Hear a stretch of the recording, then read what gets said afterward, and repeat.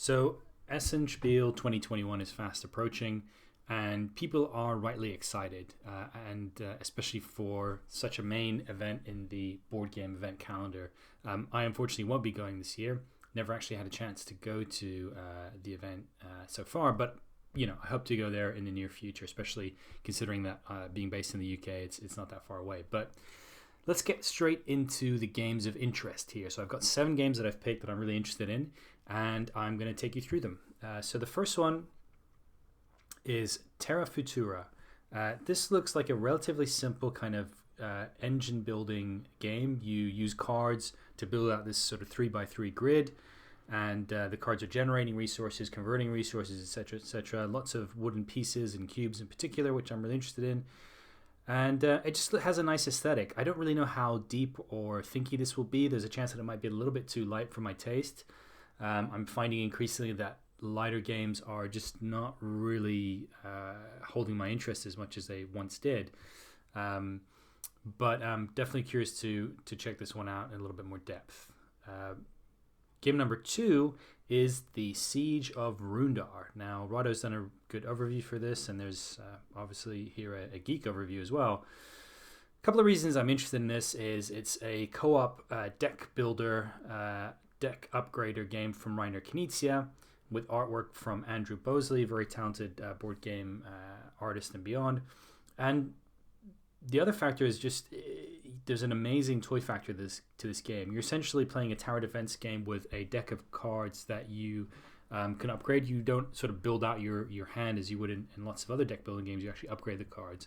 But your mission is to excavate this castle that you're defending as a bunch of dwarfs, while preventing these orcs, these marauding and invading orcs, from stealing all your gold in the middle of the castle. Did I say temple there? I meant castle. Anyway, yeah, I mean, this is actually the insert which comes in the box, and it just looks really cool. So I think for a fun sort of, raucous experience, dice chucking, defending your castle, this is a really interesting one for me, and one I'm curious about for sure. And as I said, I always pay attention when Rainer Knizia's name is on a board game. Next game I'm interested in is Messina 1347. Bit of a weird one to be, I guess, publishing or talking about in the climate that we've had in the world in the past couple of years, but I do think a portion of the game's revenues are being donated to a medical charity, which is pretty cool. I was curious about this primarily because of Vladimir Suchy, the designer, and his pedigree. The last game I played from him was Underwater Cities, which I quite enjoyed. I skipped his previous game, which was about the history of Prague. It just looked way too intimidating for me. But this one actually looks a little bit more approachable. I believe there's sort of a worker placement element here in this central board, which represents this city of Messina, and you have a personal board where I think you're doing sort of more network building and connecting the game, connecting different elements of the board in different ways to generate benefits and I guess upgrade your abilities. But it looks interesting. The artwork is kind of reassuringly dour in that sort of old school Euro game way, and I suppose it fits the theme. But yeah, looks like a pretty interesting board game at that kind of right level of depth that usually intrigues me and interests me. The next game number 4, is Mobile Markets, which is a spin-off of Smartphone Inc., which is a game that I've never played, but I've heard lots of good things about. And the designer is building a bit of a name for himself, especially with the recent release, Furnace, which I found very elegant and very interesting as a game. And the main reason I'm interested in this is it looks a little bit meatier than the original Smartphone Inc., and I am hoping that this will be a little bit better for 2 players out of the box. I have heard mixed reviews and mixed feedback around the original Smartphone Inc. game that it doesn't work as well at 2 players.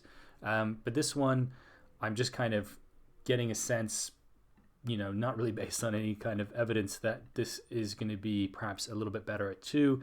Looks a little bit more in depth. But yeah, it just looks interesting. I mean, there's not a huge amount of point me putting this on this list in a sense, because it's only going to be a limited release from the Russian publisher Cosmodrome Games at Essen, and then there'll be a wider release from Arcane Wonders most likely next year, I imagine. So I probably won't get to purchase or play this game well into 2022. But I am very, very interested by this. I love the theme. I think it's just really refreshing to have themes that aren't necessarily about all the same old stuff all the time. Medieval Europe, ancient Egypt, Rome, etc., colonization, what have you. So I'm very curious about this one.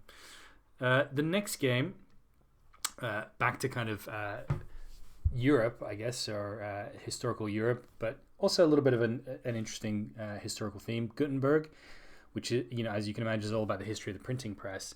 And this game looks to be one where you're collecting resources at Essence and fulfilling different contracts.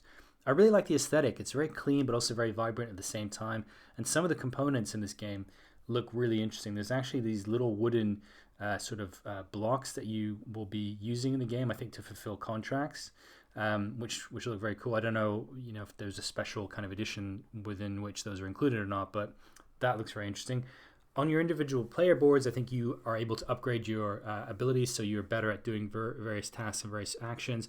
There's also this really funky cog mechanism here in the middle, which I think you can upgrade and improve. That looks really interesting. So overall, I think it looks like a really interesting game. If not necessarily the most original in terms of underlying mechanisms, but the aesthetic and the sort of components look really cool. Definitely one I'm really interested about. Moving on to game 6, Shinkansen Zero Kai. Hopefully I pronounced that correctly, but this is actually coming from the design team behind Red Cathedral, which was one of my favorite games of last year in particular. And the other thing here is I'm a big fan of this theme. I'm a big fan of Japanese bullet trains and their history. This game is centered around the mid 1960s, when the first Japanese Shinkansen or bullet train was actually launched at the same time that Tokyo was hosting the Olympics. And from what I can tell from the game, you're building out these trains, these Shinkansens, that enable you to collect or convert resources, which ultimately allow you to fulfill the goal of building out monuments in honor of the Olympics. So perhaps again, as with the previous game, the underlying mechanisms will be relatively familiar, but I think the aesthetic, the small packaging in this kind of compact box, and just the design pedigree here has me massively interested. So this is one I'm really anticipating very eagerly. And finally, my most anticipated game is Ark Nova. Now, this game is definitely looking to be on the heavier side. It's an animal theme, zoological theme, which I find really interesting. And from what I can tell, there's flavors of Terraforming Mars here. You've got these cards that you're going to be working with that have multiple different icons and suits and sets that I think will enable you to take various actions, make various upgrades. You're going to be running your own zoo. You have your own player board here, and there's kind of a river of cards here in the middle, which not only functions in terms of adding more cards into your tableau, but I believe also works in an interesting way to drive your actions. So it's just kind of hit me in that sort of Euro sweet spot. Terraforming Mars is one of my most played board games, and one that me and my wife both have played many times and really enjoy. So something that's on that kind of trajectory, that has that kind of essence and flavor to it, perhaps with a different theme, and one that I particularly like myself, is a really interesting combination. Again, I don't know a huge amount about this. There are a couple of videos about the game, not too many. Most of them seem to be in German, but there are a few English ones. I really do wish more broadly that board game publishers would be a little bit more proactive about creating content about their board games and releasing those, that information out to people, especially ahead of a massive event like Essen. It would just be really great to get, clear overviews of the game. The rule books are available for most of these games, so you can have a little bit more of an in-depth look there. But nonetheless, griping aside, this is I think quite a few interesting games are being released.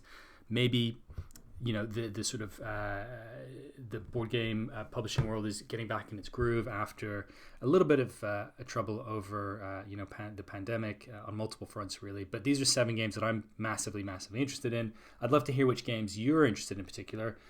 You can drop a comment if you're watching this on YouTube, or feedback to me over on Twitter at Game Minimalist if you're listening to it on the podcast or in any other channel, I guess. But yeah, in the meantime, if you're attending Essen, I'm very jealous, and I hope you have a wonderful time. And for the rest of us who aren't attending, I think it's going to be an exciting event to follow and watch. And happy gaming until we next speak. All the best.